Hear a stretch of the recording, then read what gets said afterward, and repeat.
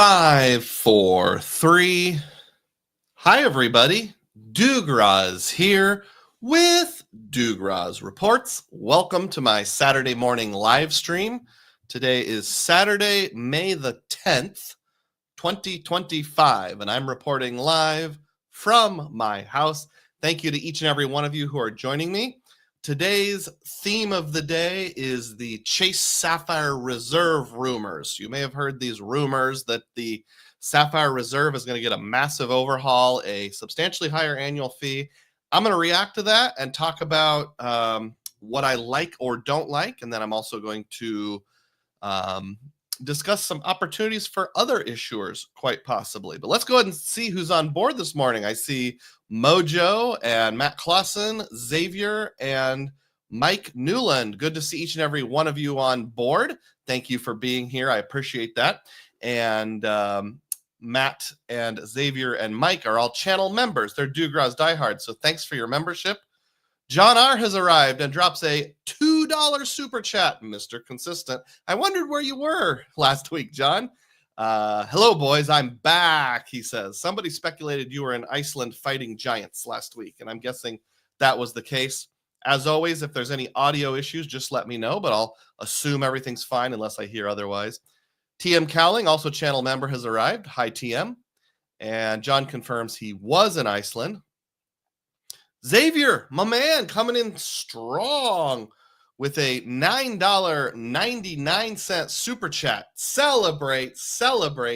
Thank you, Xavier. And I don't remember if I celebrated John. Celebrate. Thanks, John. Also, likewise, Tom Graber pushes through 5 buckaroos. Celebrate.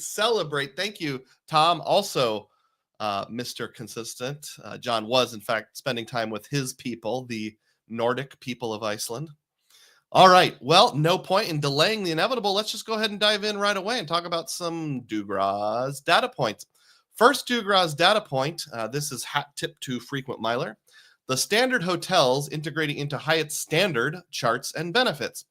My understanding is that the standard is kind of a hip and edgy hotel chain. I mean, well, they say that right here in the first line. Basically, Hyatt went out and bought some hotels. I think there's around 30 of them. Mostly they're in big cities around the world, not so much domestic. But probably won't affect me much. But the good news is, a little bit of a fear when they acquired Mr. and Mrs. Smith that they would abandon their award chart. Well, they did that with Mr. and Mrs. Smith. So the fear was, are they going to abandon their award chart for other acquisitions? And apparently, no. So thank goodness. At least for this particular acquisition, Hyatt did put them into their standard award chart. So that's kind of a good thing. Mike from LA arrived, says, good morning. I knew this was going to be the theme. Awesome. And then Kevin Hawthorne has arrived from Lakeland, Florida. Good to see you. Thank you for being here. Let's go ahead and move on to the next Dugroz data point. Oh, and if I haven't said so yet, please click the thumbs up button. That drives more people in to watch the program. This data point, the Chase Sapphire Preferred with a P, 100,000 point online offer is going to end on May 15th. So for this one, you've got until this coming Thursday. It ends at 9 o'clock a.m. So let's think of it as Wednesday. You have until this coming Wednesday. If that's something you're looking for, I do have the refer a friend link to that specific offer. I don't have it posted down below, but just put a comment on any of my videos if you want that. That would really help out me and my channel here. So I think we all know about that. So that's just more of a heads up than anything else. That one is hat tip to the Doctor of Credit. And then this is kind of interesting. So back to Frequent Miler, they let us know last week, I think it was on Monday or Tuesday, pardon me, that Rakuten was doing something very interesting, offering up to 30,000 points or $300, depending whether you have it set up for MR points or cash. On top of a welcome offer, they have referral links to the Sapphire Preferred and Ink Business Unlimited, and maybe one other card, I'm not sure. But it was 30,000 points for a while. I was like, whoa, that's pretty serious stuff. So I actually took a flyer on this, and well, let me back up. Mrs. Dugroz, player 2, applied for the Chase Sapphire Preferred about a week ago with a P to get that 100,000 point offer, and I referred her, but she was denied. I thought I had done my math well, but when we called recon, they said, well, you got the last sign-up bonus less than 48 months ago. You have to wait until August. So the good news there is they said because it was a rejection not due to creditworthiness, but due to an internal rule, there's no hard pull. And sure enough, she didn't get a hard pull in her credit report. So that was kind of nice. So didn't get the Chase Sapphire Preferred, slightly disappointed, but totally understand why. Had to wait, didn't have to wait, but about 3 days later, this offer came along. So I took another flyer and asked player 2 to apply for this. Unfortunately, this was also denied. They're tightening down on inks, but just wanted to show that it is out there, was out there. It was 30,000 points because her Rakuten was set up to award MR points. So that would have been pretty interesting had it actually been awarded. She would have earned 75,000 Chase UR points and 30,000 membership reward points from Amex. So a mix of Chase and Amex, but we have both. So that's totally cool. So 105,000 points on a new Ink Unlimited would have been pretty good. But like I said, she was straight up denied. I don't know if it was straight up, but she was denied. We know the ink train is really slowing down. She already had 2 ink cards currently and has had 3 total at various points in the past. So I guess I'm not entirely surprised about that, but at least thought it was worth mentioning that if you're relatively new to the ink game or you want to take a flyer, that was a pretty good offer. Unfortunately, it has now been downgraded back to 10,000 points.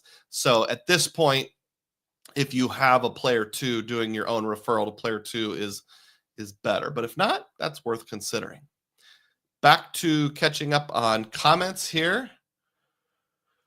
I already mentioned Kevin Hawthorne. Hey, look, Mike Newland drops a $19.99 super chat. Whoa, the leader is in the clubhouse. Celebrate. Thank you, Mike. I really, really appreciate your patronage.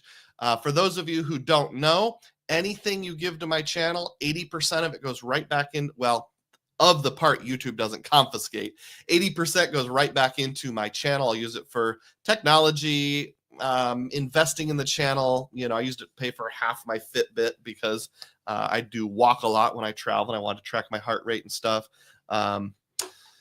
My balance of funds is getting high enough. I'm going to have to start thinking of creative ways to use my YouTube income to improve my channel other than just technology, although I haven't really done that yet. So any suggestions on how to do that without violating my rule of travel has to pay for itself, let me know. Thank you, Mike. I appreciate it. The other 20% goes to my family budget because my family has to put up with my hobby, and I figure it should help our family pay for their normal expenses. Dad on a Mission has arrived. Good morning, Dad. Also a diehard. If I didn't mention it, Mike's a diehard. Chad Pennycuff is a diehard. Xavier says, yeah. And some people saying good morning to each other. Let's see. John R. says health is wealth. That's right. Getting my steps in is slightly more likely. Xavier thinks I should have special effects, some sort of 80s style graphics swirling around on the screen. That'd be totally worth doing. Maybe I should just build a new wing onto my house and have a studio. That can be done for less than $1,500, right? All right, let's move along here. Next up, the Capital One Venture Rewards offer is also at its last call. 75,000 miles plus a $250 portal credit. And this one says it's going to expire on the 12th, which is this coming Monday. And I don't know what time of day Monday, so you'll probably want to do it either today or tomorrow if that's something you're still wanting to do.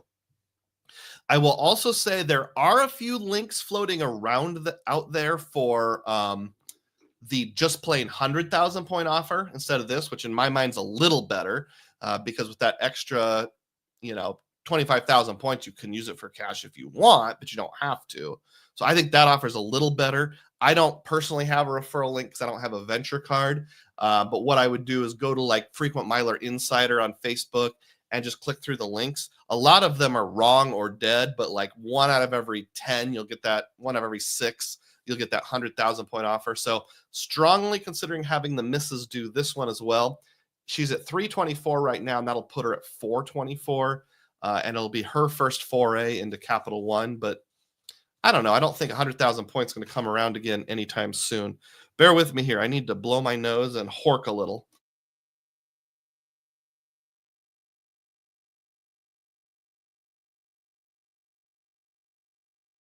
Sorry about that, folks. I'm also going to take an ibuprofen here because I'm getting a headache. Or wait, did I already do that? If it's not in my pocket, I already did it. Oh, it's here. Right here. Ibuprofen.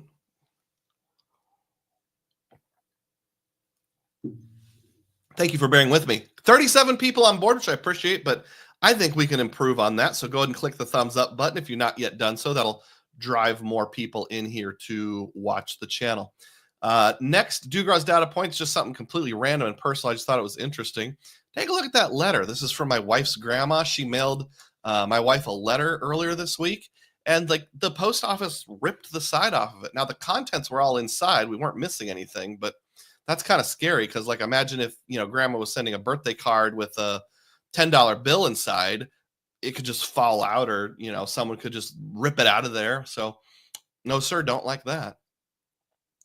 Next up, oh yes, we're going to continue with our semi-regular segment. We don't take Amex. So I went to pay a bill for, I think this was one of my parents, and this was with Mercy One, which is a network of doctors and clinics here in the Des Moines area. And on their graphic, it says they take all 4, Visa, MasterCard, Discover, and American Express. But this has happened before. When I put in an Amex card, it denies it, and it says down here at the bottom, you'll see invalid merchant information. Tried again 30 seconds later with a Visa or MasterCard, and it went through just fine. So it's weird to me that the medical community often doesn't take American Express for whatever that's worth. Time for some shameless plugs here. If you want to be a channel member, you'll have a squiggly little symbol next to your name, like Happy Tom does. And that means you're a channel member. I have one and only one channel membership. It's called a Dugroz Diehard. $3 a month. You can cancel anytime. I've got more than 40 members only videos out there right now. And if you're a fan of high quality AI thumbnails, you could see videos like this: credit card temptations, free night certificates, expectations versus reality. I did one a little before that called credit card emotions. And there's also a couple out there called the dreaded corporate letter. Ooh, what's that about? And should I live in the Wyndham Church? So again, the only way to watch these videos is become a channel member. So subscribe for $3 a month. And if you become a member while the live stream is going, a little green box will appear and we can all celebrate together. And again, click the thumbs up button. Speaking of members, we have one membership to celebrate that's hit their 12-month anniversary this month, and that is Bianca. So Bianca, if you're on board now or watching later, congratulations on your 12-month anniversary of being a Dugroz Diehard, and I certainly appreciate your patronage. This week's Dugroz Eats segment is a return to one I did earlier. It's Culver's. We went to Culver's last Saturday. Myself and my 2 kids got a butter burger with cheese, some cheese curds, and that is ranch and marinara for the dipping purposes. Other comments. Let's see. Brian Jackson's on board and says, like a machine processing issue at the job rather than a person being nosy. Just got my license to drive people to the stream. I don't understand what you mean by that second comment. Just got my license to drive people to the stream. But thank you for doing that. I appreciate that. He says it again. Likely a machine processing issue at the hub rather than a person being nosy. Just got my license to drive people to the stream. Still not following you. Sorry, Brian. Chad Pennycuff says the high-speed sorting equipment can tear things like that. Never mail cash or gift cards. Oh, that's what Brian's talking about. Okay. Likely a machine processing issue at the hub rather than a person being nosy. Yes, I'm guessing it got caught in the machine at the post office. Don't you need a license to drive? You do. I must have said something funny earlier. I apologize. Next up is Amex offers. I just like to point them out when a good one comes along, one that I used. And this pertains to Mother's Day, which is tomorrow. So if you haven't got your gift yet, you might want to consider doing that. But I actually used two different florist type offers.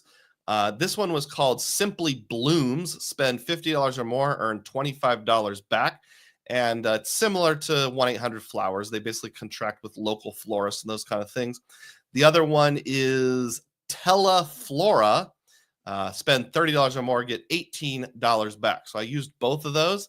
And first observation is, man, flower delivery is expensive nowadays.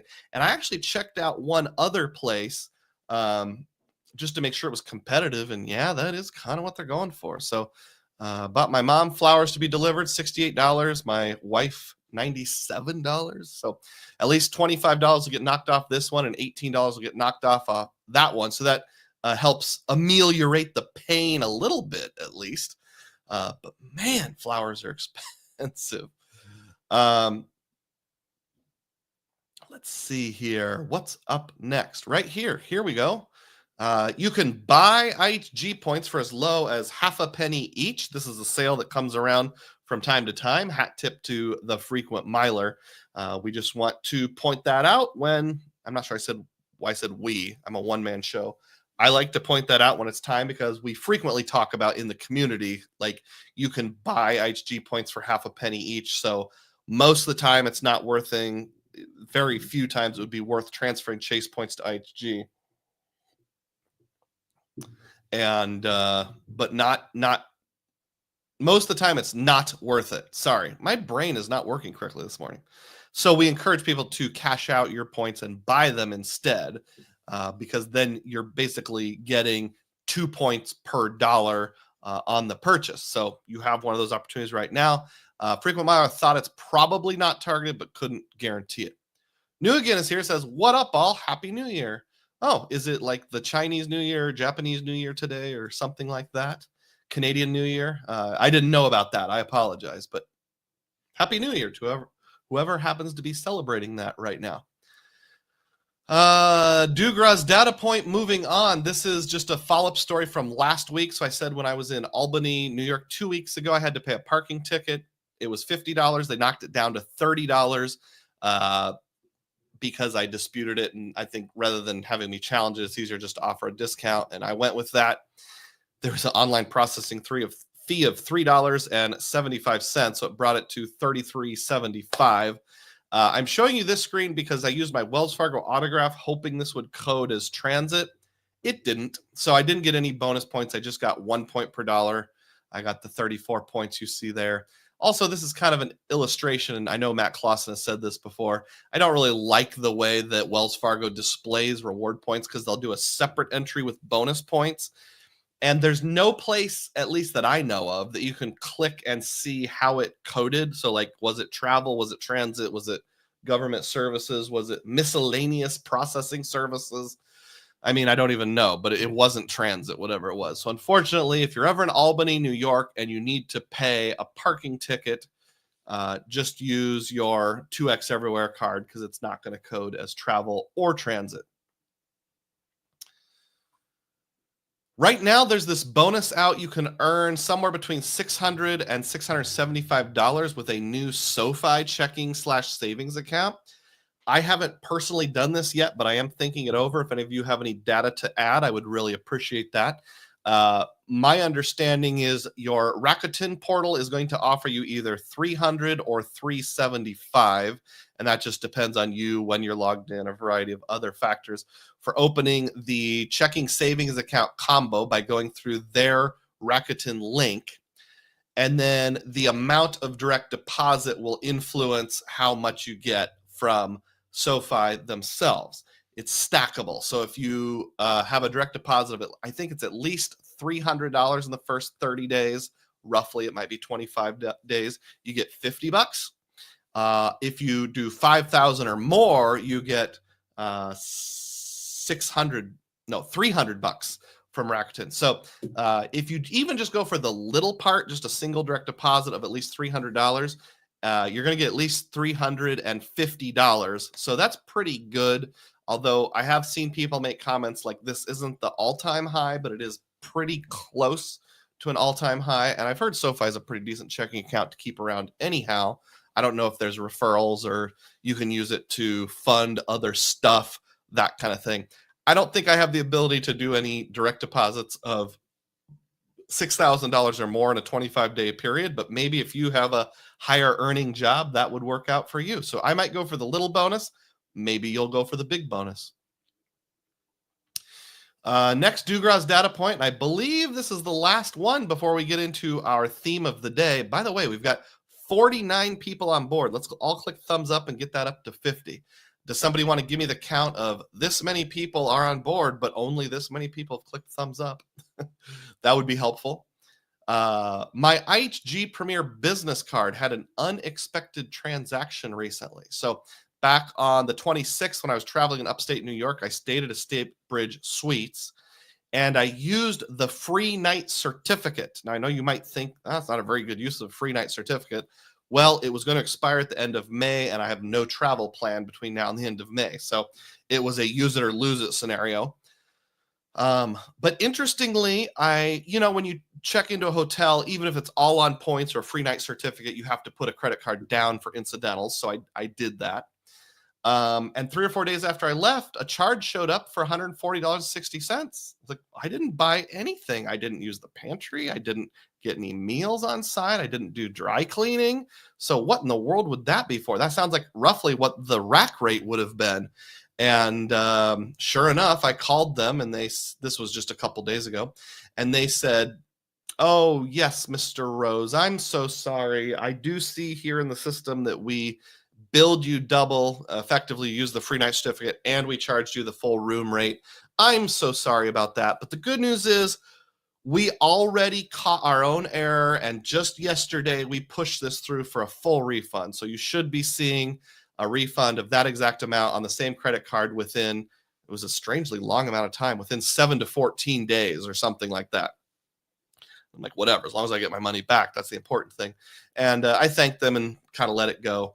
But I'm wondering, like, did they really catch it yesterday? Or is that just a phrase they say because it makes them seem a little less incompetent? Or is it like, oh, crud, the second he pulled it up, he saw the mistake and quickly clicked the button to refund me?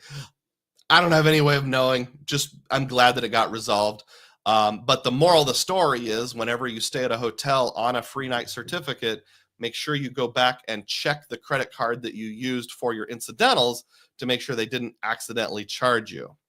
All right, we're in the 50s now. I see 50 people on board. Thanks to everyone who has clicked the thumbs up button so far. I haven't seen any comments in a while, so I don't know if the commenting system here on StreamYard is broken or if that's just coincidental. If somebody will type a comment, I would appreciate that. How about I suggest a topic? What is your favorite type of cow? Do you like Jersey or Holstein or Guernsey or just a plain old moo cow? Let me know. Oh, hey, I got some other unrelated comments here. Craig Howard Kirkland's on board. Just joined and playing catch up. Do you think the U.S. Bank Altitude Reserve will come back? I do think it will come back. And the reason why I think it will come back is maybe not the reason why, but the reason why I have a higher level of assurance is because the Smartly card getting nerfed. I think they're going to come back around and reopen the Altitude Reserve because they realize the Smartly didn't go over well. So I think they're going to direct people to the U.S. Bank Altitude Reserve who are their more valuable, slightly higher wealth clients. Now, I hope they don't change it, or at least not much. Flying Ryan says, I'm just here doing yard work. Great. Thanks for being a channel member, Ryan. Appreciate that. I believe I have a message board comment from you a little later in the show. Brady Smith says, good morning, Dugroz. I'm watching live from the new Escape Lounge in MCI. MCI, let's see. Is that Orlando? That sounds right. And what is an Escape Lounge? I feel like I should know that. Sally Beery is a channel member. Longhorn is her preferred kind of cattle, and Happy Tom likes Hereford. Excellent. Didn't think we'd get into cattle today, but here we are. Thank you to everyone who is making sure the system is working properly. And that brings to an end the Dugroz data points. Thank you so much, everyone. Well, there's no point in delaying. Let's go ahead and dive right into our theme of the day. Theme of the day, theme of the day, theme of the day. And the theme is Chase Sapphire Reserve rumors and a massive opportunity for Wells Fargo and Citi. Let me say that one more time because my enunciation was poor, just in case I use this as a clip later. CSR rumors and a massive opportunity for Wells Fargo and Citi. So if you haven't been paying attention, there have been multiple sources this week who have said leaked information from Chase employees seems to suggest or downright state that the Chase Sapphire Reserve card is going to be getting an overhaul in the very near future. One of our preferred cards, one of our beloved cards in the community. In fact, just for the sake of proving it, I'll show you all that I have this card. There's my Sapphire Reserve right there, slightly blurry. Sorry about that, but that is it. I do have this card, so this is of great interest to me. 2 hat tips right up front. First is from Matt Clausen, who at least earlier was on board, channel member. Thank you, Matt. On his YouTube channel, I'll put a link after the fact to it. He let us all know that this was happening, or at least let me know. That's when I first heard about it. So thank you to Matt for telling us about these rumors. And then I also want to give a hat tip to the Doctor of Credit website because I'm using the written format on their website to copy and paste some of the information that I'm going to go over. Yes, I could just do it from screenshots, but a whole lot faster. Lots of modification. I'm pretty sure if this was like a 7th grade class, I would not get in trouble for, oh, hold on. I'm having a brain fart here. What's the word when you copy another source verbatim and don't give them credit? I would be accused of plagiarism. I would be accused of plagiarism. So I'm pretty sure if this was a 7th grade writing class, I would not be accused of plagiarism. There we go. TM Cowling got it for me. I do remember, I don't know why I remember this. In 7th grade, industrial tech class, like woodworking and that kind of stuff, we made cheap gliders out of like little thin sticks. Brian, are you still on board? Do you remember this? And we had to put like crepe paper on them. And then we went to the balcony of the gymnasium and threw them off to see if they would fly. But along with that, we had to do like a little, like 2-page paper on gliders and how they work. And I remember actually breaking out the encyclopedia. Yes, a physical encyclopedia. This would have been early 90s. And I remember like almost copying a few paragraphs verbatim, but my mom, who was an English teacher, was like, "Don't you plagiarize, Douglas." Like changing a few words here and there to make it fit. Like, gliders are a vehicle that glides. Like, gliders are a type of vehicle that can glide. Oh, not plagiarizing. Where were we? Okay, let me catch up on comments here. So yes, hat tip to both Matt Clausen and the Doctor of Credit. Here we are. Okay, Happy Tom wants to know which cow makes chocolate milk. It's the brown cows, obviously. TM Cowling says the escape lounges are run by Amex. Oh yeah, it's sort of like their junior lounge. Would it be safe to say Capital One Lounge is to Capital One Landing as a Centurion Lounge is to an escape lounge? Is that a fair comparison? Brady says MCI is Kansas City, MCO is Orlando, so IO, yeah. They're like small Centurion lounges. I gotcha. John knows that MCI is Kansas City, of course, and says we'll be visiting the new escape lounge here in KC before going to the Sky Club when traveling again soon. Is that your trip to Paris, where you're going to be speaking a lot of French and eating baguettes? Escape Lounge are only PP in PDX, and I love them for that. So in PDX, and I apologize, I forgot what city that is, even if you just have Priority Pass, you can get in. Is that what you're saying? That's pretty cool. Matt Clausen says, yes, I'm still around. TM Cowling knows plagiarism. New Again thinks the word for copying something verbatim is efficient. And Rex thinks the word is AI. Good to see you on board this morning, Rex. You guys cheer me up. Thank you for that. All right, well, let's just keep going. PDX is Portland. I think I knew that before, Andrew. How you doing this morning? In fact, don't you sometimes go by a different name that's PDX something, or maybe that's somebody else? I don't remember. PDX Deals, that name sounds familiar. Back to the rumors. Okay, so let's talk about the rumors. Here are the rumors. Now, these originate from screenshots that were posted on Doctor of Credit, or at least, excuse me, that were posted on Reddit and then picked up on by Doctor of Credit and others. And there's a screenshot that's like, today you're here to, like, it's just somebody like holding up their phone and taking a picture of the computer screen. So it's not real high resolution, but it's like, today we're going to tell you about the new Chase Sapphire Reserve and what the changes are and why. And then they went on to describe it. And to me, the screenshot looks pretty compelling. It looks like the kind of, corporate trope where we always celebrate our own decisions, no matter how bad they are. So looks valid to me. And then later they deleted their own account. So I'm wondering if, like, there was a memo that went out from corporate that was like, hey, anybody who leaks this online is in big trouble, mister. So I'd say where there's smoke, there's fire. But as of right now, they are still rumors. Weirdly, though, most of the rumors in our community come true. Not all.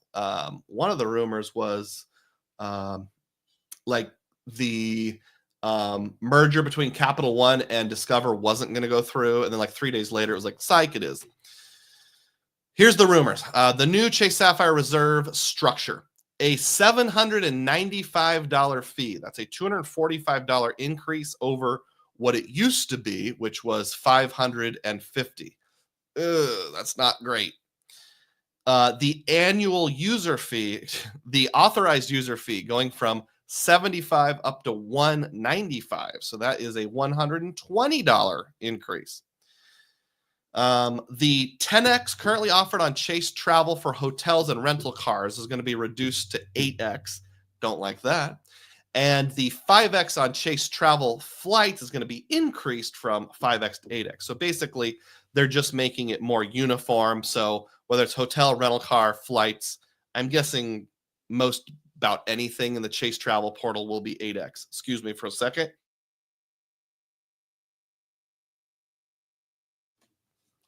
Now, I said I don't like it. These don't really bother me because very, very, very rarely do I book travel with cash in a portal. But if I did, I think I've maybe done it once ever, not counting using my $300 a year over at the Venture X. I've only done it once ever.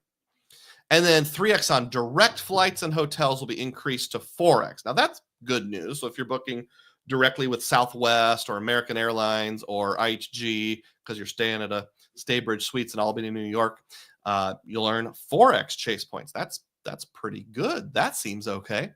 And then the 3x on other travel booked directly will be reduced to 1x. That I don't like. Nope, don't like that. So if you're getting a rental car directly with Hertz, you only get 1x. That boat in Sweden, you're only getting 1x. The Hoover Dam parking lot, you're only getting 1x. Sorry, that's not good. Here's the rumored credits. A $500 credit with the edit, which will be given out semi-annually. The edit is sort of like Fine Hotels and Resorts over at Amex. It's the elite hotels booking platform with Chase, where like if it's a Hyatt hotel, you can put in your Hyatt rewards number and still have it count as a stay and get your status honored, that kind of stuff. So I'll come back to whether I think that's good or not. Could be good, could be meh, depending on you. $300 in dining credits via tables, Chase tables, semi-annually. This is going to be a lot like Built Dining or any of the like proprietary dining rewards. You're not going to go to Culver's and be able to use your $150 credit in $10 increments. It's going to be very specific dining places, mostly in bigger cities. I would project with 99% certainty. $300 StubHub credit via $150 semi-annual installments. I guess if you're into sports, maybe that's usable. And then $300 in a DoorDash credit, which is doled out in $25 a month. That's similar to what we already have, except right now it's two $10 on the I just had an epic revelation. I was going to say right now it's two $10 for non-dining, like groceries, Dollar General, that kind of stuff, and $5 on dining. I wonder if it's actually the exact same thing. It would be better if they just switched it to here's $25 a month to use on anything. I bet they're not. I bet it's fully couponized. It's still going to be two $10 groceries and one $5 dining. It even got worse. And then $120 DoorDash membership. It's $120 in value. That's something they already have. And then there's this third category, rumored credits. Oh, nope, this is just a continuation. $250 a year towards Apple TV and Apple Music. Okay, that's weird. $120 Lyft credit, $10 per month. They already have that. I actually used it for the first time last month. $120 Peloton credit doled out $10 a month. I think they already have this, but I care so little I don't even pay attention. All right, let me pause right there and catch up on comments. Andrew says, the Escape Lounge at PDX just opened. It was promised in 2024. Happy Tom says, if the generic travel category does go to 1X, does the ink card follow suit? Oh, I could see them leaving it alone just to have some differentiating there. I'm assuming the ink preferred. Yeah. Ian says, sorry I'm late. I just got service. I was driving through the woods. Hey, that's all right. Thanks for being here, Ian. Better late than never. And he's a big time diehard. Fly and Ryan says, maybe they're trying to get Swifty with HubStub. Yeah, I'd pull her away from Capital One. TM Calling says, it looks to be through the reservation app Open Table. It doesn't look too bad here in the Phoenix area. I'm pretty sure in Matt's video, he said it's going to be something called Chase Tables. But having said that, it's possible Chase Tables will be just like an overlay of Open Table. So maybe it's the same engine on the back end.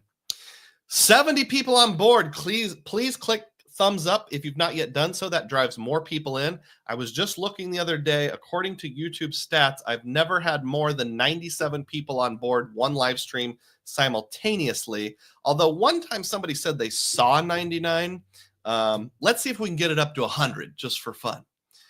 Matt Colossus said it is an overlay of Open Table. Thank you for correcting me. I appreciate that. Stand corrected. Vincent Pascal says, joining late. Happy Saturday. That's all right, Vincent. Better late than never. Also a diehard. Thank you for your patronage. All right, back to what I was going to say. Actually, I'll take just a moment and mention 4 people have dropped super chats or super stickers.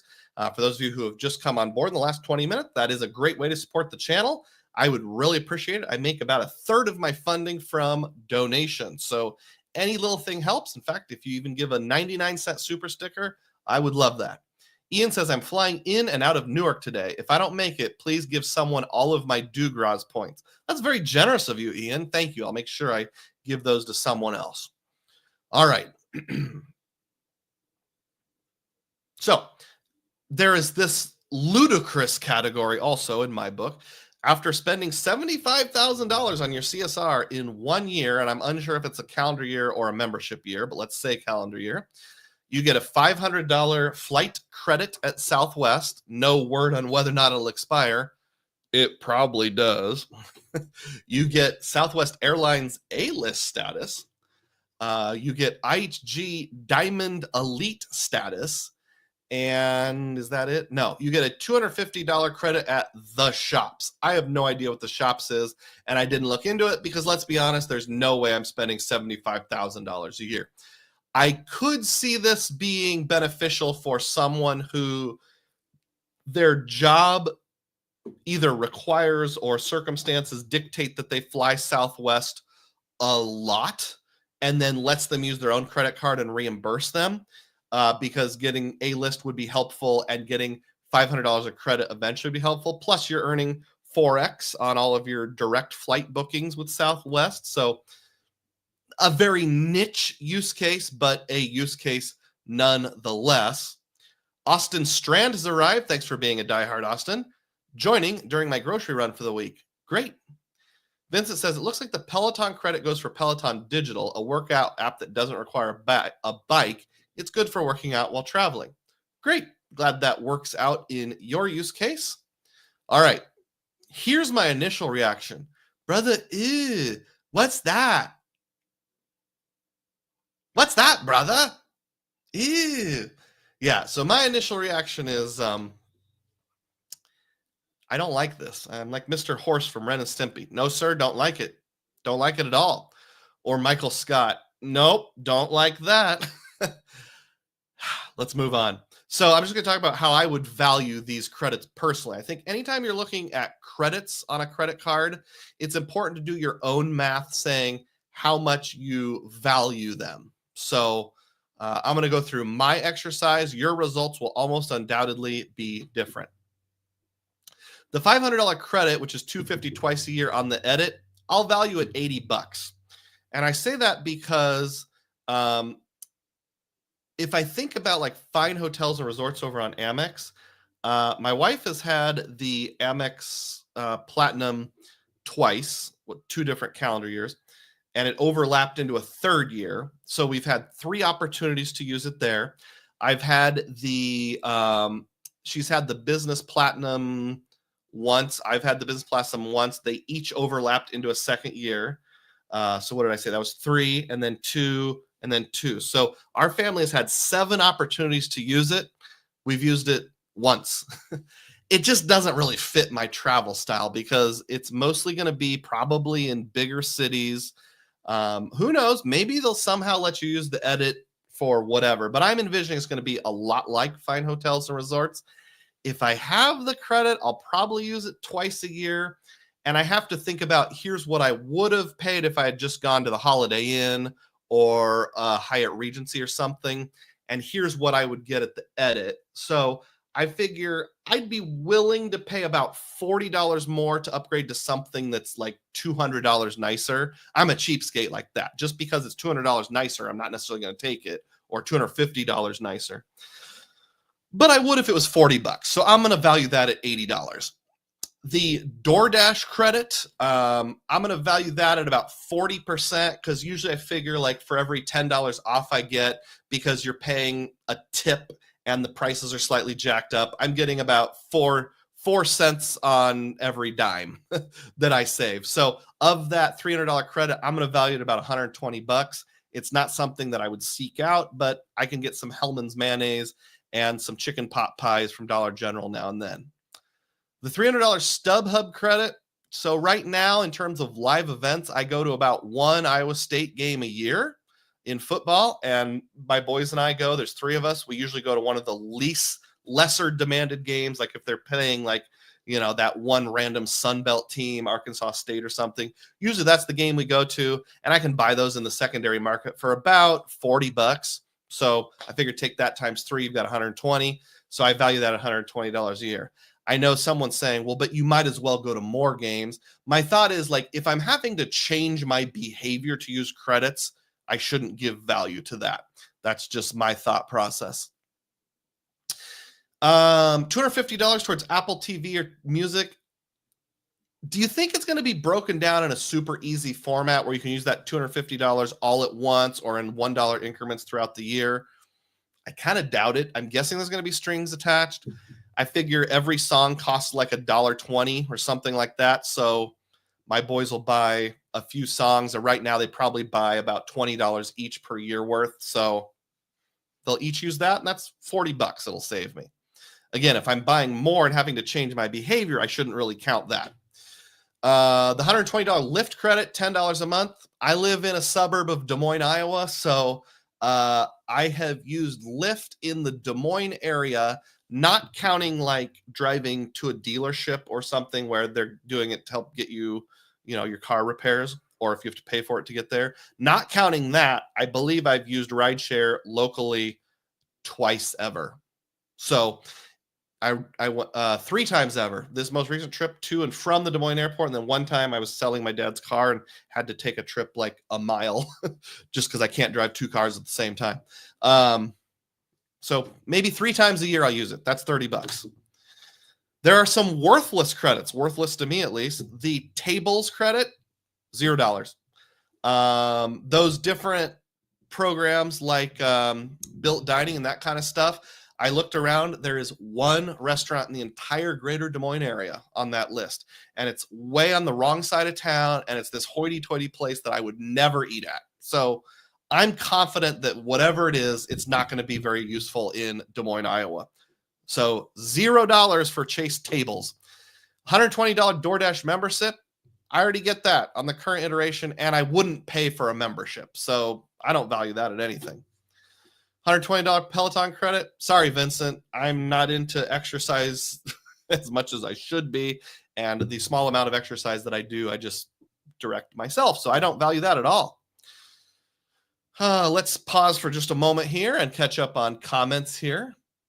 Where were we? Flying Ryan says, they're probably throwing things behind the high payroll to let the average Joe think they get a lot. Like my neighbor who gets the CSP to get a bonus on groceries, but they go in person, rolls eyes. Exactly. And we'll get to some of the comments around that kind of thing soon.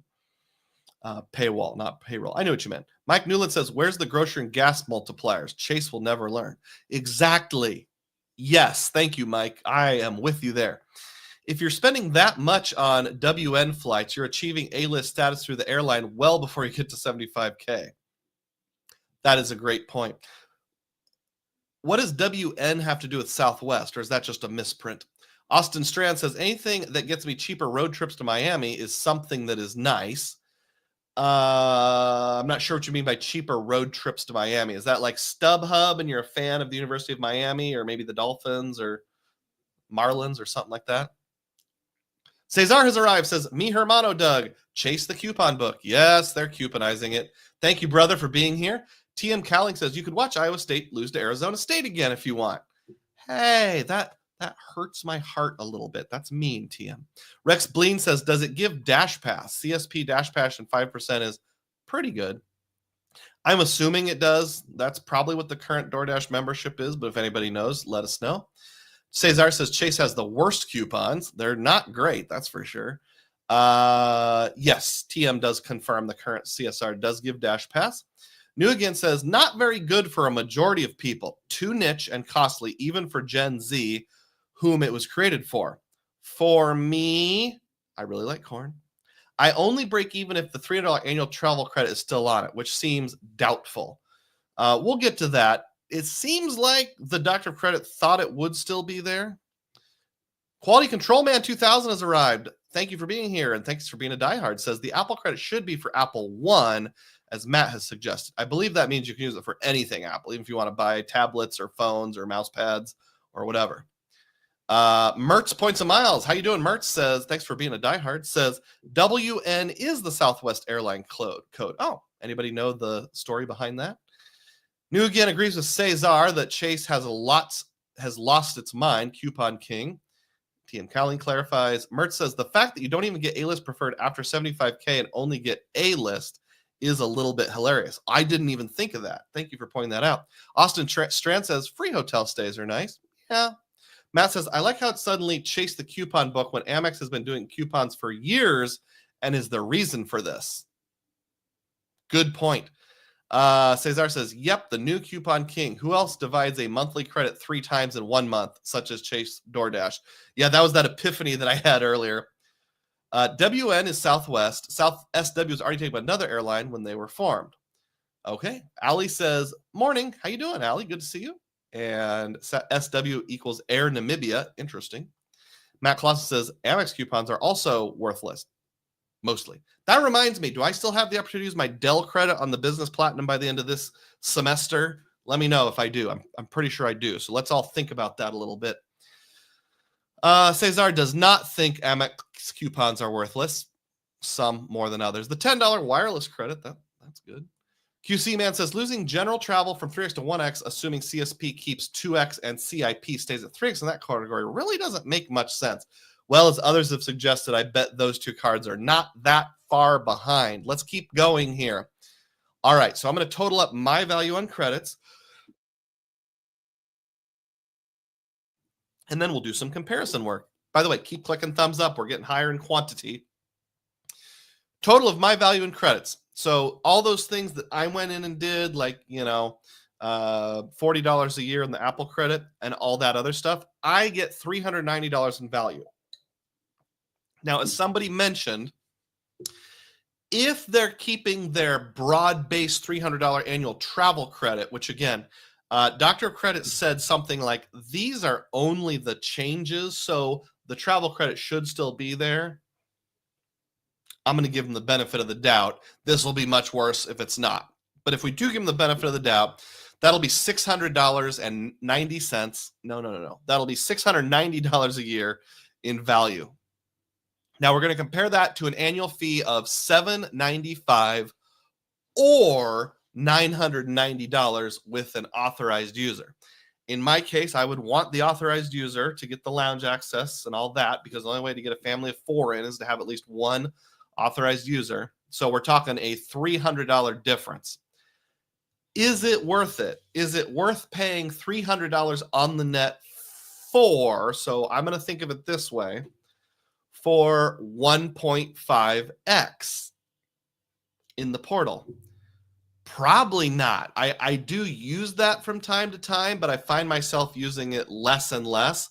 Plus, I have the historic Golden Ponies card from Wells Fargo, so I can get 1.5x on flights over in Wells Fargo right now.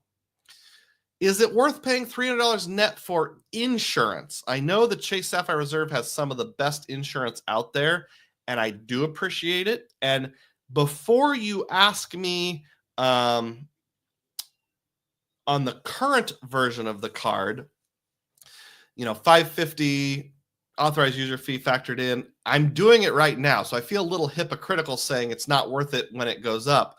But something to keep in mind is that committing, I think the current AU card is just $75. Does that sound right? I think that's right. Somebody correct me if I'm wrong. So $625. We're going from $625 up to $990. Net annual fee is overrated. You're still paying that money. So basically think of it as you're writing a check at the start of every year to get all these coupons. Is that something you would do in the absence of the card? No, that's why I use these prorated values.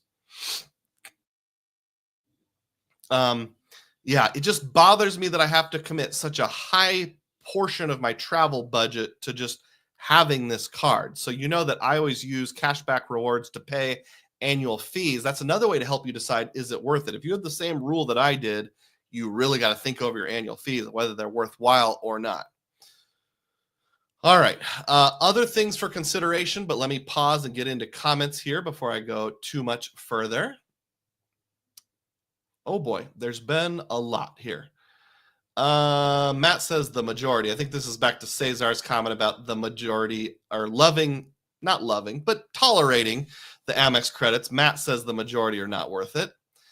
Ian says, I don't use Amex coupons. I'm not going to start with Chase. I feel similar to that. New Again says, this version would make CSR not a travel card at all unless you spend $75,000 a year and love Southwest. Yeah, it's really more of a lifestyle or / love our portal card than it is a general travel card. Mike Newland says, Chase can keep all their coupons and the annual fee, whatever. It's going to be for the correct multiplier that could be used daily. Mertz Points and Miles says, much easier maximizing these credits living in a major city. So much breakage from small town America. Yes, that is so true. Cesar says, the CSR currently has 4 to 5 monthly credits. Can't imagine that refresh. I have the CSR and use it, but it's already the coupon king. I don't think it's the coupon king, but it might be the coupon Jack or Duke, something like that. John says, Amex credits mostly work for me, but not all of them. They fit my lifestyle and habits most closely, so there is that. Matt Clausen is having a pretty hard eye roll. Don't cause permanent eye damage, Matt. Vincent says the 2-letter airline codes are created by the International Air Transportation Association. Oh, okay, that's good to know. New Again says in response to Cesar, yep, it's why Chase gave a wellness coupon on the CSR to help people cope. Chase has lost its mind. Yeah, like I said, ew, brother, ew. QC Man 2000. If the $300 travel credit isn't there, then trying to get the full $795 from these hodgepodge credits as opposed to $495 becomes impossibly difficult for most. I agree with that. Tariq Burks has stopped by and drops a $2 super chat. Thank you, Tariq. I appreciate that. Celebrate. Thank you so much for your patronage. Keep clicking thumbs up, everyone. Let's see if we can get up into the 80s here.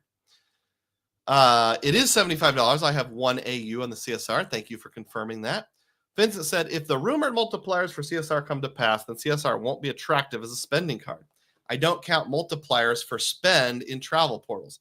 I don't either. All right, I'm going to pause comments there because I think we're going to get to one that's very pertinent here. Other things for consideration. Here's a comment on Doctor of Credit from someone named Kevin, and he says this.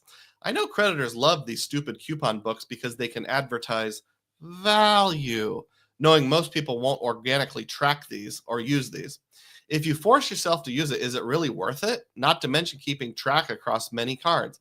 I guess increasing multipliers just costs too much money, so they provide value with these. I really do wonder if the best era of rewards cards in general is behind us at this point.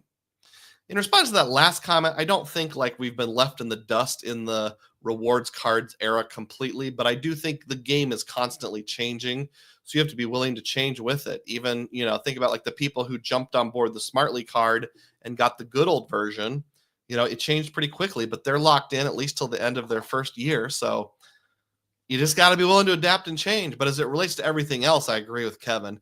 I think this is just slick marketing, and I hope in the near future people catch on to this. Honestly, if Chase does this, I hope it fails miserably. K-Man says, I'm reading that AUs, this is on Dr. Credit still, will be $195, which we knew that, and that 1.5 cents per point through Chase Travel is getting eliminated. This guy says, wow, truly becomes a POS card with the 1.5 getting devalued. And we'd like a source. And somebody says the AU fee was in the original Reddit post, and the elimination of 1.5 cents per point was added in the comments by someone who claimed to work for Chase and had done the training. Accounts have since been deleted, which again makes me think the rumor's even more plausible, because if you were just some flamethrower, why would you, delete your account? You'd want to play it up as much as possible and get fake credit for it. So I wonder if they had second thoughts or like, oh, I better delete my account so it can't be traced back to me and I get fired. If the 1.5 goes away, then that's even more of a death knell for this card. I agree with that, because not that I use it a lot, but like I used it last year when I was flying back from New Orleans from the Creator Meetup on United, I believe it was. I just used the Chase Travel portal because I didn't have any better ways of doing it. I didn't have any better deals. Michael Meyer, I wonder if it's the same one from SNL fame and Austin Powers, says, Capital One Venture X is looking more appealing. The only reason I keep my CSR is for the Boston Chase Sapphire lounge access. Time to consider downgrading to the CSP. I feel this way too. Yeah, the Venture X is getting more and more attractive as time goes by. And that's why I was waiting to show Cesar's comment, who says, Venture X sure looks more appealing now than ever. I feel like Venture X, maybe it was dumb luck, maybe it was foresight, has kind of stumbled into really having the perfect card for that. I'm not sure what the tiers are. There's like no annual fee, then there's like your $95-ish travel card. Whatever the next notch up from that, I feel like there could be a $250. Nobody's filled that slot, but that like $400 card, the average Joe travel card who just wants to take his family on vacation 2 or 3 times a year, wants to go visit a presidential grave or go to his favorite band concert one state over a couple times a year. I think the Venture X has completely nailed that market perfectly. Yuri G stopped by. Hi, guys. Hi, Yuri. John R. says, we are all different in our habits, and they are all different. Not every card works for everyone. That's very true. That's one thing I love about this space, hearing people's stories and why certain cards work well for them. I haven't heard anybody speak up yet and say, yeah, this new proposed version of the CSR is perfect for me. QC Man says, I think Amex coupons work decently for folks in big cities who eat out a lot, probably harder for other folks. John says, agreed. Yuri says, the Biz Plat coupons work for me. I can cash most of them. Great. Matt says, you'll never see a video about using the Chase credits to their dumbest extent possible, like the video showing breaking a Resi restaurant bill into 5 portions to use 4 Delta cards and a gold card. Yeah, that would be, I mean, I'm willing to do it if I have to, especially during the first year when I'm working on a sub, but I don't love doing it. QCM says, yeah, but the CSR will keep 3x in dining. There's a lot of other cards with 3x in dining, including the Freedom and Freedom Flex. No, excuse me. Freedom Unlimited and Freedom Flex is what I used to say. Yuri says 3x on dining is not interesting. A lot of no-annual fee cards have that. Austin says, in all honesty, I'd probably re-downgrade my CSR to a CSP. Yep, I've done the upgrade downgrade many times. What other factors for consideration? Big Jeff says, if Chase proceeds with this, this would be a huge opportunity for Citi to bring back the Prestige or Strata Elite, an elite travel card focused on points earnings rather than urban dweller coupons would get a ton of signups. I agree with that. It's a massive opportunity for Citi and Wells Fargo. But before we get into that, a few more comments to catch up on. Joe Ditz has arrived. Don't think we've met, Joe. Glad to see you. If we have, I've forgotten. I apologize if that's the case.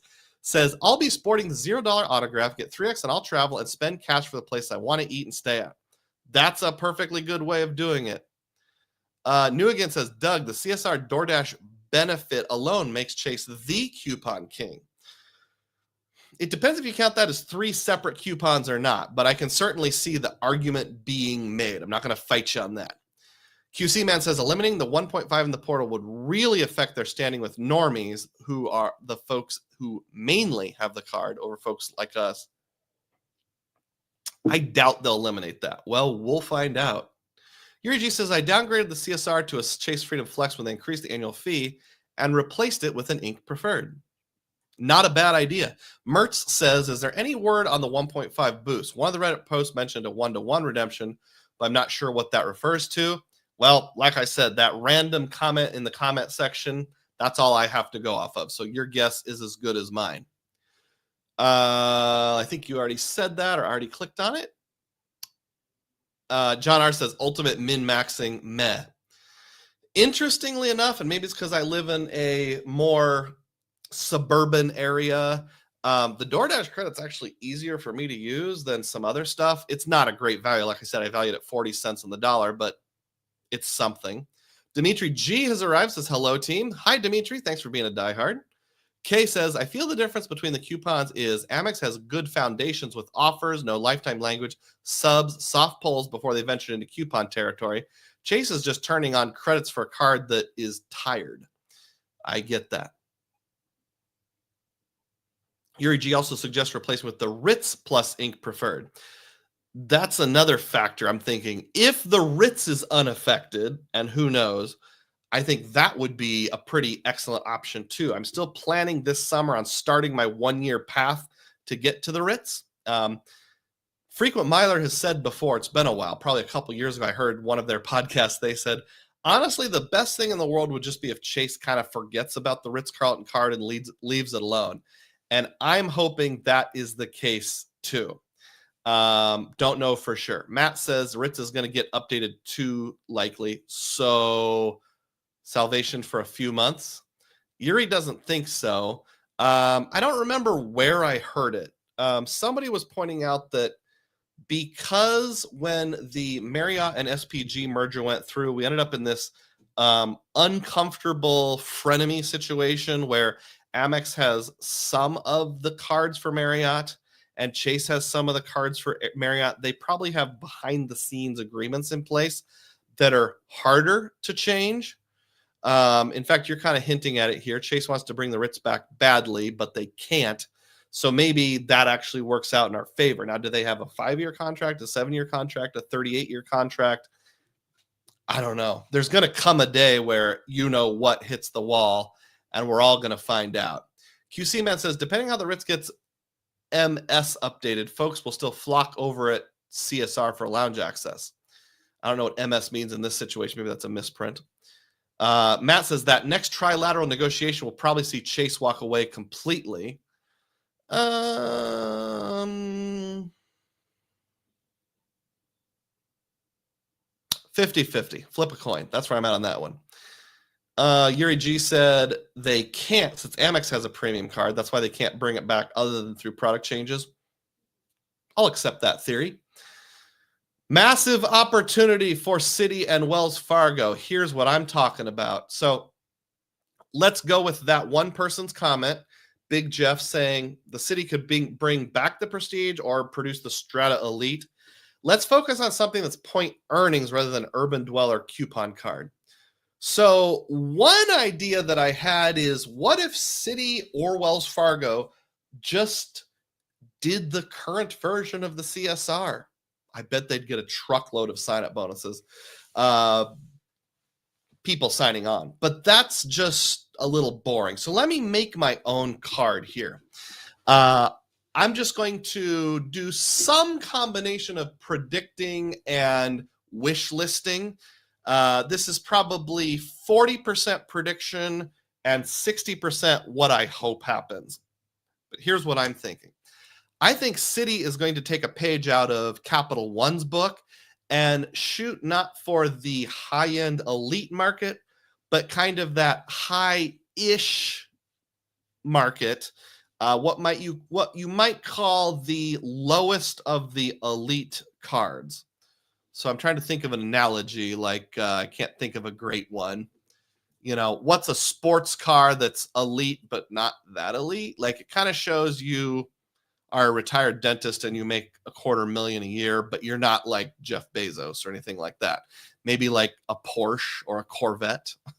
So they're going to go for that low end of elite. If anybody has a great analogy, let me know. Something that's elite, but just barely elite. They're going to stick with what they have on the Strata Premier. I didn't take the time to make a new graphic. So pretend it says Citi Strata. What's their rumored one? Citi Strata Elite. Pretend it says Strata Elite, says Strata Premier. They're going to keep what they have on the Premier right now, and that's 3x on gas, grocery, dining, and travel. So that's going to be unchanged. But they will give 4x on hotels. So 3x on travel, except for hotels, which is 4x. A little goose up, a little something better, a little here you go. They'll give out free authorized users, just like the Venture X, and some sort of broad $200 travel credit. Now, whether you have to use it in their portal or you can use it on any sort of travel, I'd prefer it be any travel, but I'll take it either way. Citi, I remember a video by Waller's Wallet back when he had a YouTube channel like 4 years ago, comparing all the different portals, and Citi's was the worst, like the least competitive.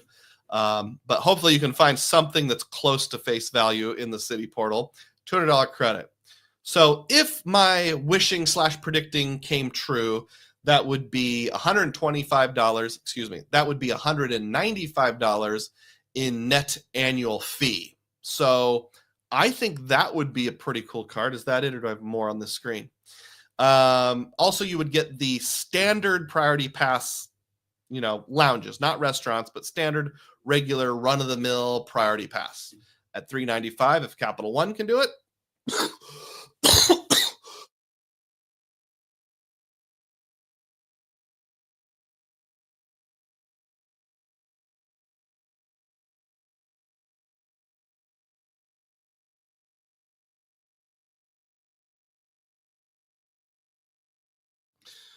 Whoa. Sorry about that, folks. I inhaled one molecule of dust and it hit my trachea and went nuts. Sorry about that. Regular, ordinary, standard priority pass. If Capital One can do it, Citi can too. All right, let's move on to my wish list for Wells Fargo here while we're at it. Gazoon tight to me. Wells Fargo is going to actually fill a slot that doesn't even exist right now. And this is like the top of the middle tier. So right now, I don't think there are any travel cards that are like above that 95 to 150 level. I guess the Amex Green is the only one I can think of that's kind of in this neighborhood. So they're going to try to fill this slot, but do it even better. The Wells Fargo Autograph Beyond, $250 annual fee. Wells Fargo is not very innovative in my prediction / wishing.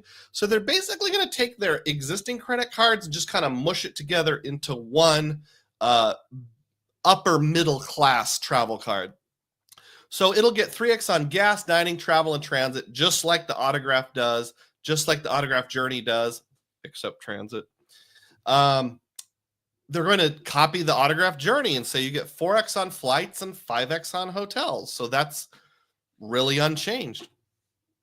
They're going to give you a $50 airline credit, just like the Autograph Journey gets. And, use any airline once a year, split it up into multiple little tiny upgrades, whatever.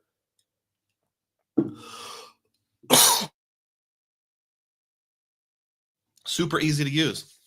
So basically, I think Wells Fargo does not cater for people that go for multiple credit cards. I think their Attune card is for the 23-year-old Gen Zer. I think their Autograph card is for the traveler who wants no annual fee. Their Autograph Journey is for the traveler who wants a $100 annual fee. And the new card, we'll call it Autograph Beyond for lack of a better term, is for the upper middle class traveler. The 55-year-old executive who makes 100 to 125K a year and just wants to take his family on some nice trips and wants to stay in a nicer hotel once in a while. That's what they're going to shoot for with this card. And they're just assuming people will only get one of these cards, not all of them. So that's why I think it's very duplicative of what they already have right now. $200 net annual fee after you take off the $50 airline credit, and free authorized users. And maybe we'll get to keep the 1.5 portal modifier that they have on their original Visa signature card that has been closed to new applicants for a long time, the old Golden Ponies card. I hope that's the case. Now, it might just be airlines only, not necessarily all travel, which is what they have right now. Again, they're not being that innovative. They're just taking all their features and mushing them together. Now, my wish list for the innovative feature would be you can get 1.5 in the portal, or you can get a 1.25 travel eraser, a la the Capital One travel cards, a la the pay yourself back on the Aeroplan card. This is kind of my wish, but I would love to have the option of you can go through their portal and get 1.5x, or if you want to just go direct to the airline, you can erase it for 1.25. So sort of you get a choice. Points don't go quite as far, but they realize they don't get the portal kickback, so maybe this is still worth doing for them. Plus, you're paying a net $200 annual fee, so you got to get value somewhere. And then you don't get full unlimited Priority Pass access, but you're going to get 8 to 10 Priority Pass visits a year. Maybe with restaurants like US Bank has, maybe not. Cap it. You don't get extra Priority Pass visits just because you add an authorized user. It's just 8 or 9 or 10, whether or not it's authorized user or not. So there's my Citi Imagination card that I think could fill this gap excellently. My Wells Fargo card that I think could fill this gap excellently. All right, I'm going to catch up on comments now. I think some people are about to take me to task here.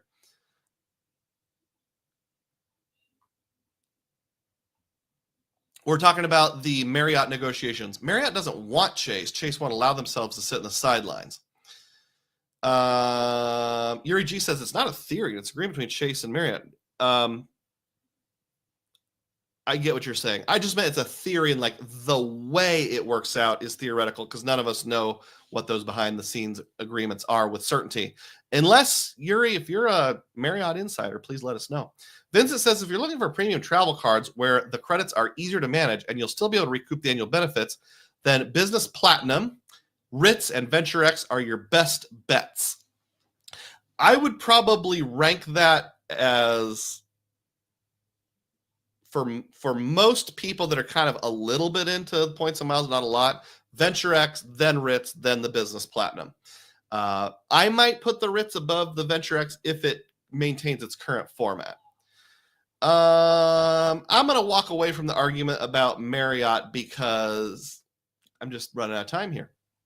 Matt says, whatever market Citi shoots for, they'll miss or graveyard it in less than 5 years. That's undoubtedly true. And they're not going to improve their customer service, most likely. Yuri says, I went through so many Prestige changes. I've had the Prestige since 2013. That's lucky. He says, this is not going to happen since the current annual fee is $495 and there's a $250 travel credit. Well, way to poop on my parade, Yuri. Vincent says, the transfer partners Citi has going for it right now are Eva Air 1-1, Choice at 1-2, and Turkish. We'll see if when AA becomes a transfer partner. What else does Citi have that's pretty good?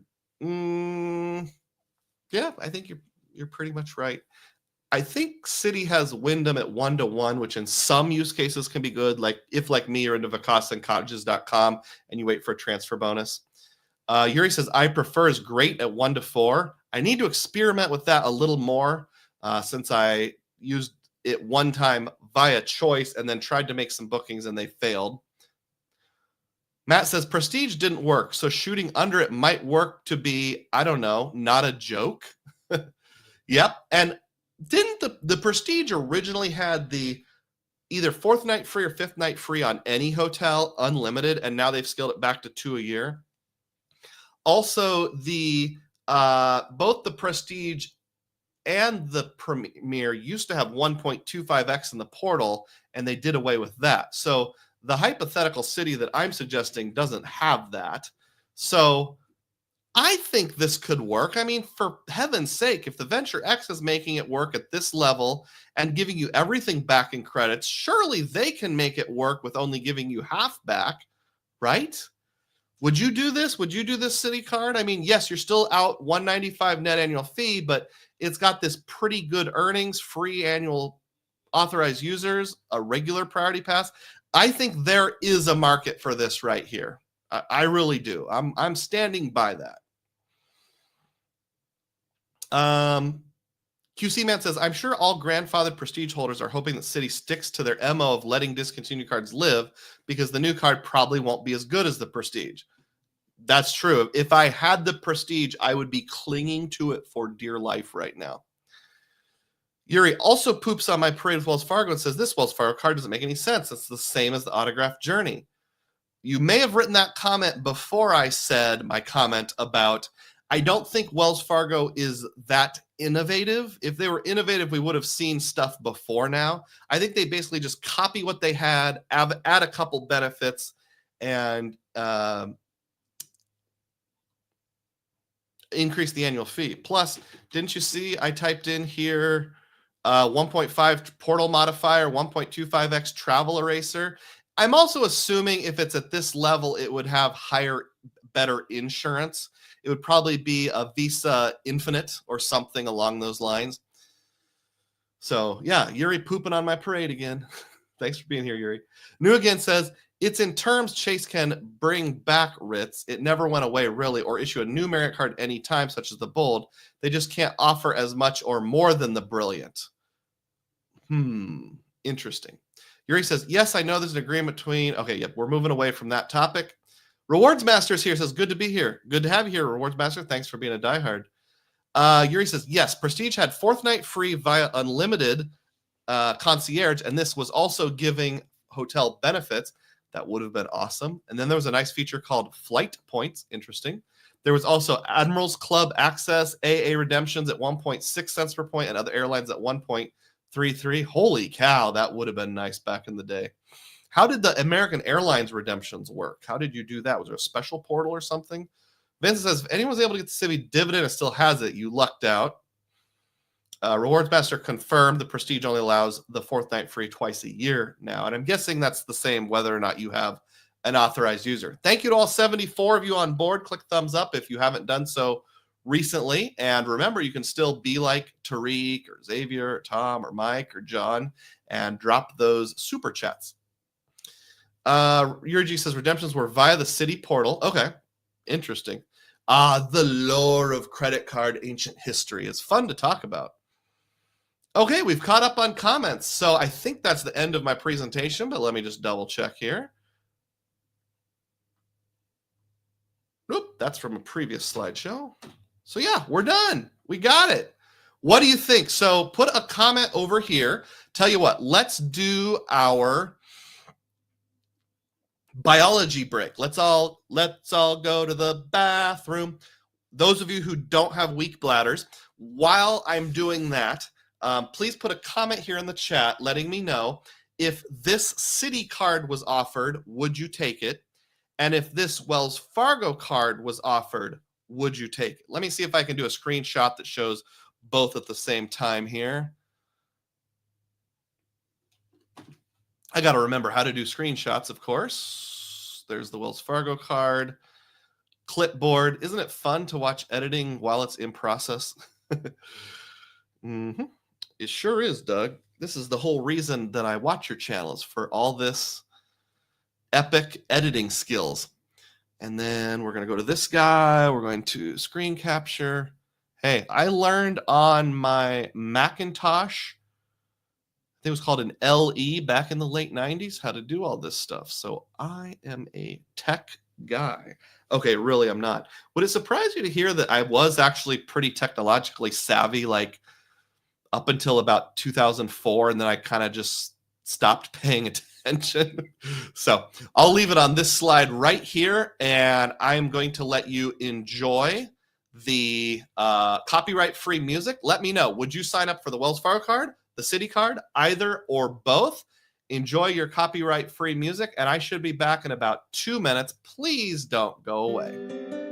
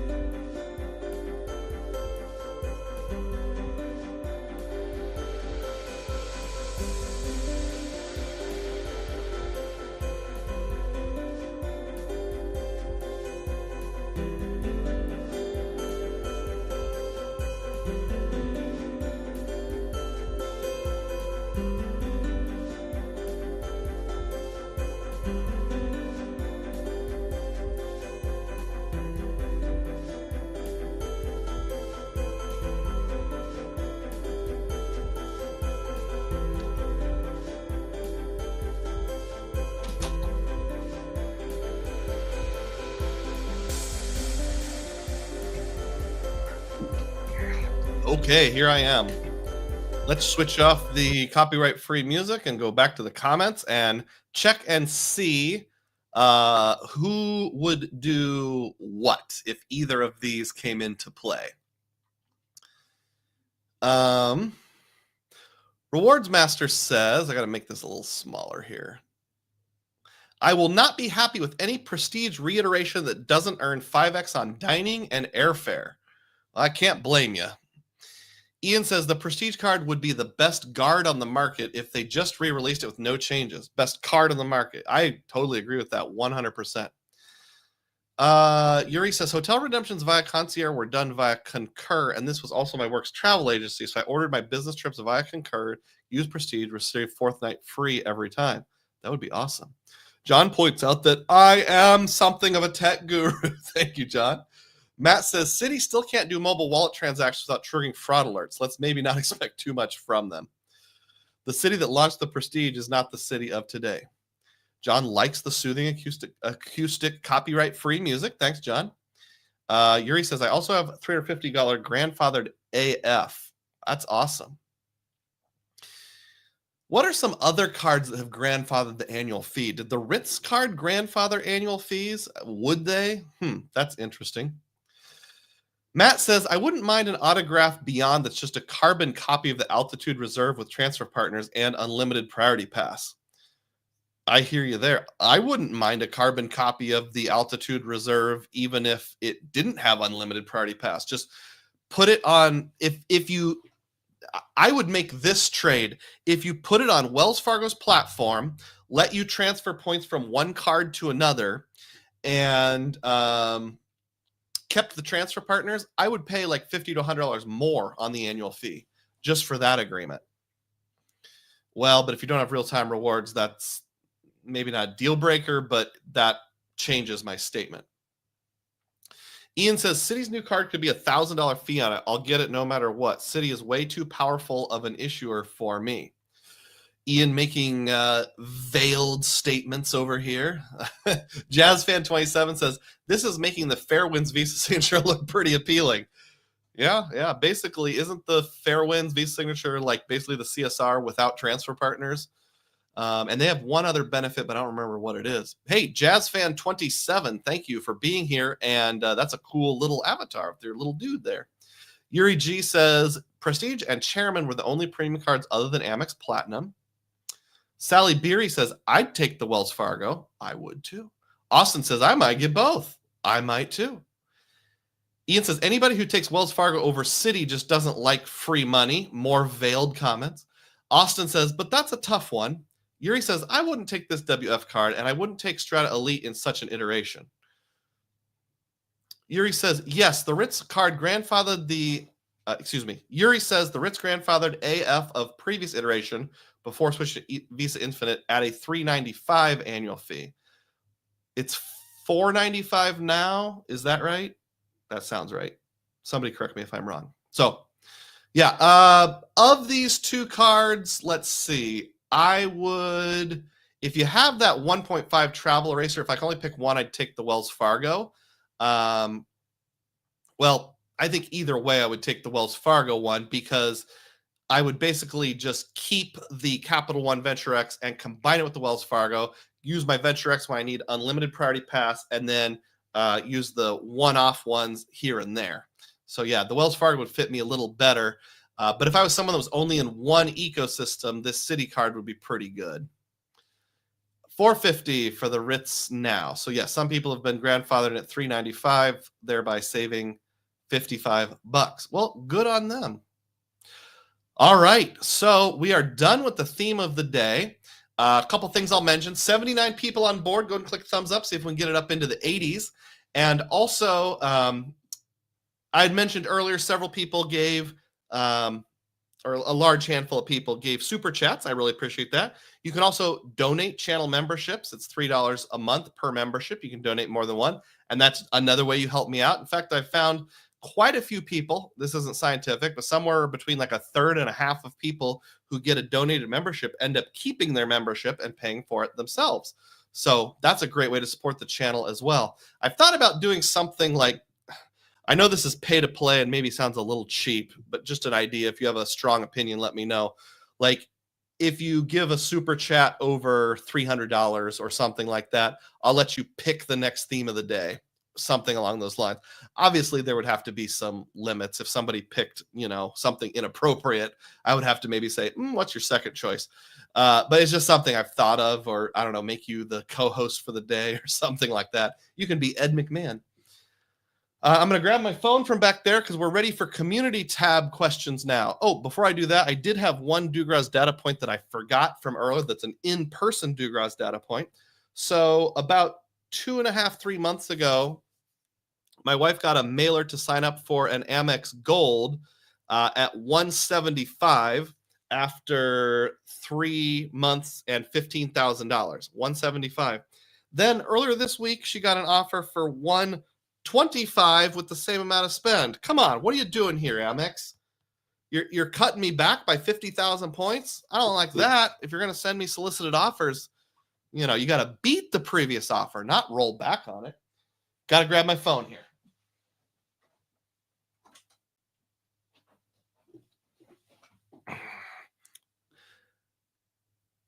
Every Saturday, I post a picture on my community tab, and you can guess what the picture is from, and you can also ask me anything. So let me pull up the correct picture here. So there's the photo. It's a little hard to see. Let me see if I can zoom in a bit. Oh, that zoomed in a lot. So that's me leaning against some sort of architectural structure of some kind out in what appears to be a remote area, but who knows? There might be a skyscraper right behind the camera. So let's go over the questions and we'll see what we have. Okay. So as far as guessing the location, Matt Clausen says it looks like more Catterskill, and he wasn't sure of the spelling, and I'm not either. That is correct. In fact, Yuri BSU added some context to it and says Matt nailed it. It's the bridge at the Catterskill Trail. This is in upstate New York, not far from Catskill. We do a family camping trip almost every summer in the New York Catskills region, so I kind of consider it our stomping grounds. I can't make the live tomorrow, Doug. Have family in town. I'm going to show them the Big Apple. Awesome. That's super specific and accurate. Well done, Yuri. So I'll give Matt and Yuri 5,000 Dugroz points each. Good job on that. And in case you're wondering what I'm referring to, this was my last trip. So there's this waterfall called Catterskill Falls. Maybe it's Caterskill. I'm not sure. I hiked to that. I say hiked. It's less than a mile, so don't give me too many kudos. But just a very pretty wilderness area. The pictures were nicer than being there in person because it was kind of cold that day. But there actually is like a bridge that goes over the creek before it gets to the waterfall. Obviously, you don't want to fall in. Let me share a quick video with you so you can see what it's like. Stop screen, present, share screen. Okay. We're going to go over to this window here and share that. I don't know if the audio will pick up or not, but this is me being a big time content creator.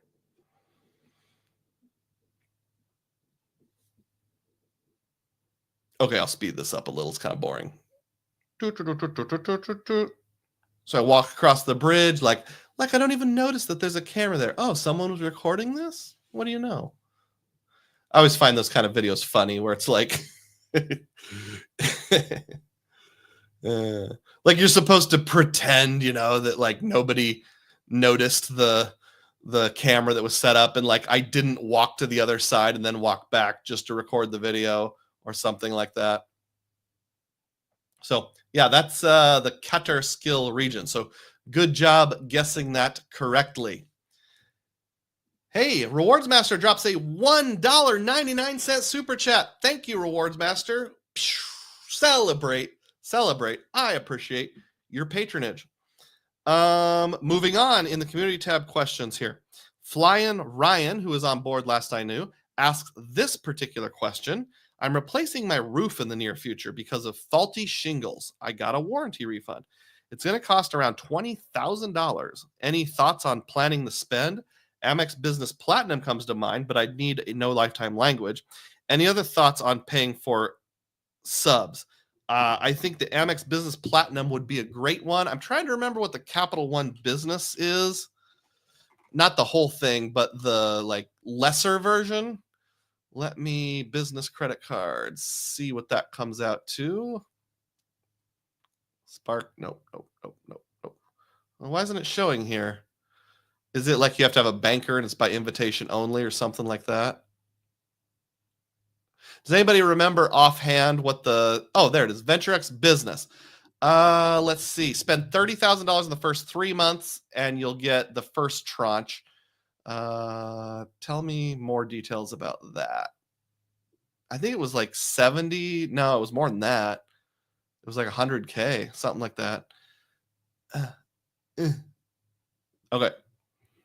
I don't see it. I'm sorry, but I remember it being pretty good. Somebody put a comment in there and let me know what it comes out to. But yeah, the first tranche on the Capital One Venture X business comes to mind. Now, $30,000 is more than 20,000, so you have to come up with the extra 10,000 yourself. But I think that would be a pretty epic one. If I had a reason to, I would actually probably slightly prefer the Capital One Business Venture X over the regular Venture X, but I don't really have a reason to.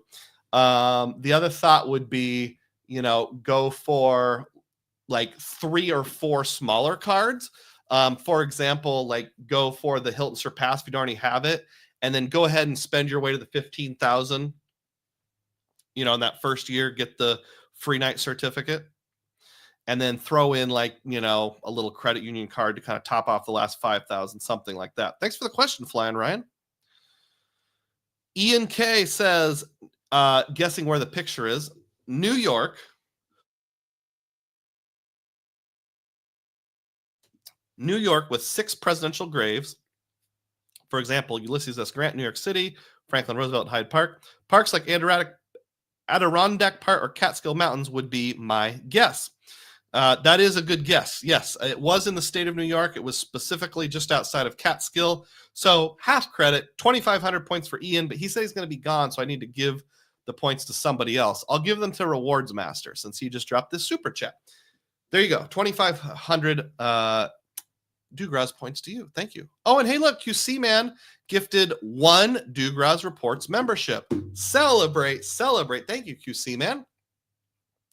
Rewards Master says, I use it for the 10% back to 100K.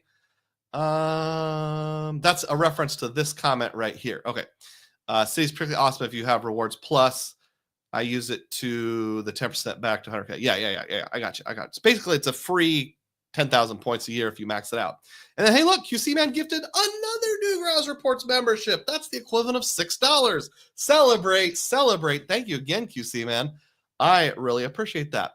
What other comments did I miss here? Where were we? That's about it. Yuri G says, I convert all of my reward pluses over at Citi to custom caches. They give 30K points a year instead of 10K. If you're doing MSing or that kind of stuff, that ultimately makes sense. Ron Byrne has the next community tab question. Did you get charged extra for missing your LaGuardia to Des Moines flight? That is a good question. No, I did not. So if anybody knows the deets here, fill me in. Real quick recap. When I was traveling 2 weeks ago, I had a flight that was Albany to LaGuardia to Des Moines. And during the layover, I left the terminal to go to a different terminal to do a video and lounge. Got on the wrong bus and then missed my connection. So I could see an airline kind of arguing it was my fault because I went to the wrong terminal. I got on the wrong bus.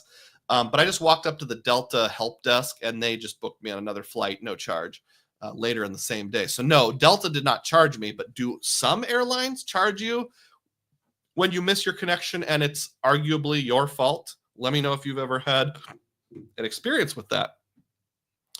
Matt Clausen asked the next community tab question, and here's his question. On a scale of 1 to 10, where 10 is, this is absolutely happening, my banker told me so, to everything you read on the internet is true, Abraham Lincoln said so, where do you think this CSR rumor falls? Matt says, and he gives his own opinion, I give it a soft 6. I believe 795. I believe the edit dining credits, maybe the portal multiplier changes. Everything else doesn't seem to fit. I said, that's gold, Jerry. I'd actually go one notch higher. I would put it at a 7. Yeah, I'd put it at a 7. I think there's a 70% chance that the majority of these rumors come true. They just seem so specific. Plus, generally, rumors in our community are true. So that's what I think. 70% chance of it happening. Ian says, I meant if I die flying in and out of EWR tonight, but he can have them. Oh, sorry. Tell you what, I'm feeling generous. I'll give you both 2,500 Dugroz points. There you go. My bad. RemGB says this, please, Chase, do not Amexify your best card, the CSR. I love it for the 50% boost on the value of your points when booking travel through the portal, which is perfect for a family man, but not for an $800 annual fee. I'm so fed up with Amex. I can't deal with Chase also making our life a coupon miserable place. Please let this not be true. Couldn't have said it better, RemGB. I agree with you 100%. I think, brother, still. Hey, we got over 80 people. Thank you for clicking thumbs up. 80 people are on board watching. If you are watching this after the fact, like not the live, but later on, you also put your favorite breed of cattle in the comment section. Thank you. QC Man says, Delta is very helpful with that. A family member of mine had something like this happen with Delta recently, was late for a flight, and they got another flight for free as well. Cool. PDX Beach, who's also known as Andrew Beach online, says, my college baseball team is playing in Des Moines versus Iowa. I assume you mean University of Iowa. Are you going to attend? And I said, I didn't even know that game existed. I'm sorry. The Oregon Ducks are, oh boy, foot in mouth. Oregon State, the Beavers, are playing versus Iowa at Principal Park. I'm not really into college baseball, and I'm an Iowa State fan, not an Iowa Hawkeye fan. So, no, I will not be participating, but any sort of Iowa connection, I am happy to comment on. Looks like that's it. We have reached the end of the community tab. Let me go back and review who gave what to show appropriate thanks, and then we can also take any last-minute questions. If you want to do a super sticker, super chat, or gifted membership, this is kind of your final call. We'll be shutting it down in about 5 to 7 minutes. I mean, if somebody starts donating $10 repeatedly, I'll keep it going a little longer. But this is your last chance under normal circumstances. And then you can ask any questions you want to ask or comments you want to make before I head out.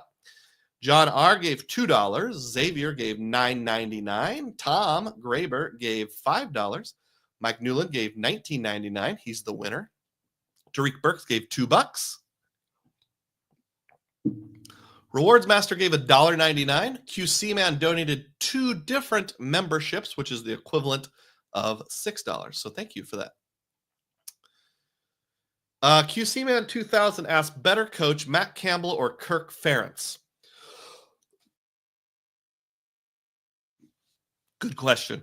I will try my best to answer this seriously without bias. If you go back to when Kirk Ferentz was hired, I think it was in the year 2000 or 2021. I think for that era, Kirk Ferentz was a better coach. He's very traditional. He was a good fit at Iowa. He kind of took over that Hayden Fry legacy and carried it forward. Just a super straight-laced guy.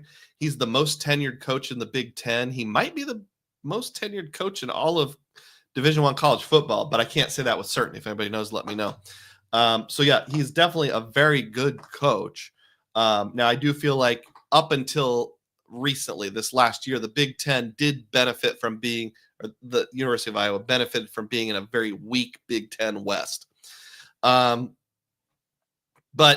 if you're asking me that question right now for today's standards, I think Matt Campbell is a better coach because I have seen him adapt his strategy as needed intra-season.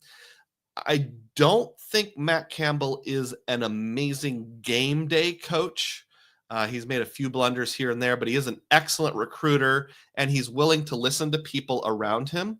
And he must be pretty nice to be around because even people like defensive coordinator John Haycock, who's got tons of experience and could easily go somewhere else, has stuck around throughout his entire tenure. So historically, Kirk Ferentz, right now, Matt Campbell. Thank you for the question. And we'll leave it at that. Thank you, everyone, for joining today. One last chance to hit the thumbs up button. That'll help people who watch this while driving to work on Monday watch it. If you're watching this after the fact, let me know, again, your favorite breed of cow and when you tend to watch this. Thank you so much for everyone who joined in today. And as always, may your spending be frugal and may your points be plenteous. Have a good one.